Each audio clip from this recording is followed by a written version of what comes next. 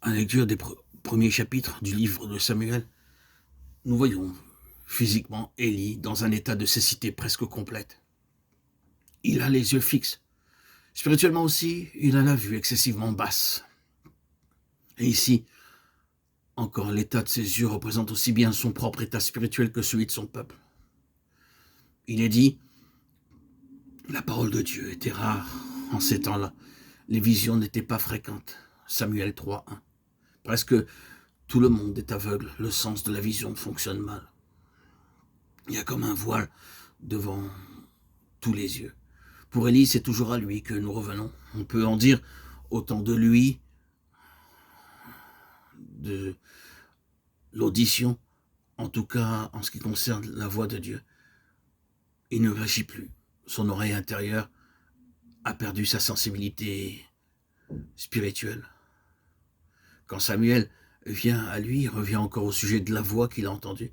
Il faut que la chose se produise plusieurs fois pour qu'Élie, bon gré mal gré, s'éveille à l'idée que ce pourrait bien être le Seigneur, que ce ne peut être que le Seigneur. Élie n'entendait pas la voix du Seigneur. Samuel, lui, l'entendait. Et lors même qu'elle se fait entendre si nettement à Samuel, ce n'est que peu à peu qu'Élie se rend compte que c'est en effet la voix du Seigneur. Or, ce qu'était Élie au point de vue spirituel, tout le peuple l'était avec lui. Il leur manquait cette oreille intérieure qui leur eût permis de discerner ce que l'Esprit avait à dire. Il y a une grande différence entre avoir des oreilles pour suivre un enseignement doctrinal et avoir une oreille intérieure pour entendre le Seigneur lui-même. Quoi qu'on pense nos versions françaises, le Seigneur n'a jamais dit aux églises d'Asie que celui qui a des oreilles entende. Il a dit le mot grec et au singulier que celui qui a une oreille, ce qui est tout autre chose. Nous ne pouvons pas entendre la voix de l'Esprit avec nos oreilles extérieures. C'est au-dedans qu'il faut avoir une oreille. Cet organe intérieur est seul capable de discerner ce que l'Esprit dit. Élie donc entendait peu et mal. Et en ce qui concerne la voix de l'Esprit, le peuple qui l'entourait entendait aussi peu et aussi mal que lui, tant son état spirituel était bas. Faiblesse, surdité, cécité, la confusion était inévitable. Au sein du peuple, l'ordre de choses voulues par Dieu et qui était d'après la loi à la base du service de sa maison, cet ordre divin était complètement ignoré. La lampe de Dieu n'était pas encore éteinte, nous est-il dit. La coutume, évidemment, s'était établie de laisser la lampe s'éteindre, ce qui était contraire à la parole de Dieu.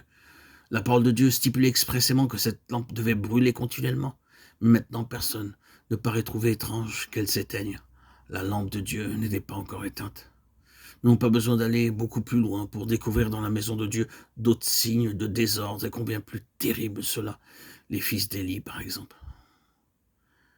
Ainsi, le service du sanctuaire que l'Épître aux Hébreux appelle l'image et l'ombre des choses célestes ne reflétait plus rien de divin au sein du peuple de Dieu et n'était plus qu'une grossière déformation de la réalité d'en haut, ce qui aurait dû spirituellement parlant être une exacte représentation de la pensée de Dieu était complètement déchu du rôle élevé que Dieu lui avait assigné. Essayez un peu de mettre ces données-là en parallèle avec les grands chapitres du livre des Chroniques qui nous décrivent l'achèvement du temple et sa dédicace. Voyez la situation au moment où Salomon va présider à cette solennité. Quel contraste, quelle métamorphose. Moralement et spirituellement, quelle distance. La mort a fait place à la vie. Les ténèbres, le désordre, la faiblesse, la honte ont disparu.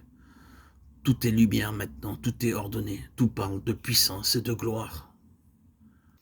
Or, c'est là que nous touchons du doigt l'objectif essentiel de la vie de David. Sa carrière est en relation directe avec ces deux ordres de choses. Il est l'instrument de transition qui va faire passer Israël d'un régime à l'autre. Jeune homme, il prend sur lui le lourd héritage de la période d'Élie, vieillard. Il peut léguer à Salomon une situation glorieuse. Et c'est pour cette tâche-là, à n'en pas douter, qu'il reçut l'onction.